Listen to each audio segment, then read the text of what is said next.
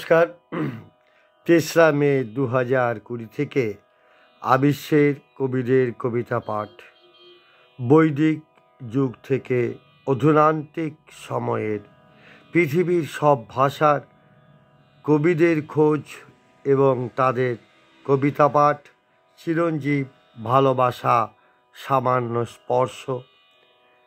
সেই ভালোবাসার সামান্য স্পর্শে আজ আমি সামবেদ গ্রন্থ থেকে ধারাবাহিকভাবে যে পাঠ করে আসছি সেই পাঠের নিরিখে পড়ব সামবেদ সংহিতার অন্ধ্রকাণ্ড ইন্দ্র স্তুতি ৪র্থ অধ্যায়ের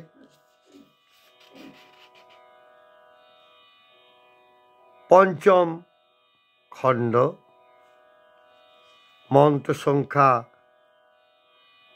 ৩৯১ থেকে ৩৯৮ মধ্যে কয়েকটি মন্ত্রের গ্রন্থ অনুসার বাংলা অনুবাদ। ঋষি কবিদের আমার প্রণাম জানাই। ৩৯১। হে ইন্দ্র, তোমার বলই তোমার উপমা, সুকর্ম লাভের জন্য সেই বলকে স্তব করি যে বলের দ্বারা হে বলপতি তুমি মেঘরূপ বৃত্ত শত্রুকে হনন করেছ। ৩৯২।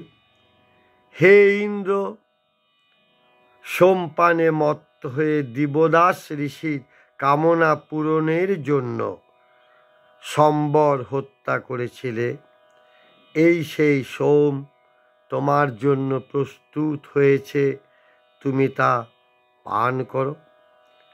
৩৯৩।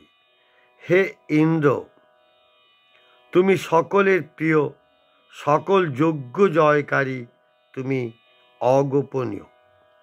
ইন্দ্রের আরেক মানে সূর্য বা বিদ্যুৎ, যাকে কেউ গোপন করতে পারে না। তুমি আমাদের জন্য সকল ভাবকে মিশ্রিত করো। তুমি গিরি পর্বতের মতো সর্বত্র বিপুল হয়ে বিস্তৃত রয়েছ, তুমি দুলোকের পতি। ৩৯৪। যে ইন্দ্র সোমের মানে জলের রক্ষক, হর্ষান্বিত শ্রেষ্ঠ বল, তিনি সকল কিছু জানেন।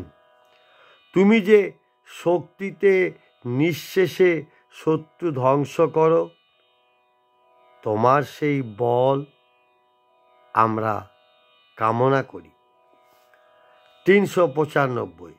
হে সুমহান আদিত্যগণ, বিভিন্ন ঋতুতে সূর্য আদিত্যের বিভিন্ন রূপ, এ কারণে আদিত্যগণ বলা হচ্ছে। হে সুমহান আদিত্যগণ, আমাদের সন্তান সন্ততিদের প্রিয়ত্বে মিলিতভাবে রাখো, তাদের জীবন দীর্ঘ করো। ৩৯৬। অগ্নি বা সূর্য যেমন সর্বক্ষণ পাপকে জানেন ও শুদ্ধ করেন, অগ্নির পবিত্রতা কারকের মতো, সেই রূপে হে বজ্রহস্ত ইন্দ্র, তুমিও পাপসমূহের পরিবর্জনীয় অংশকে জানো, অর্থাৎ তোমার বজ্রের দ্বারা পরিশুদ্ধ করো। ৩৯৭। হে আদিত্যগণ, রোগ দূর করো, বিঘ্ন দূর করো, দুর্মতি দূর করো, আমাদের সকল পাপ নাশ করো। ৩৯৮। হে ইন্দ্র, সোম পান করো, সেই সোম তোমাকে আনন্দিত করুক।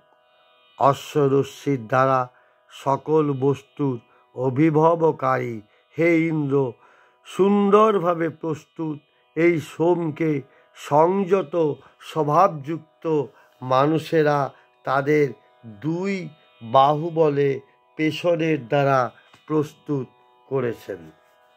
পড়লাম সামবেদ সংহিতা, মন্ত্র 10টা, ঋষি কবিদের আমার প্রণাম।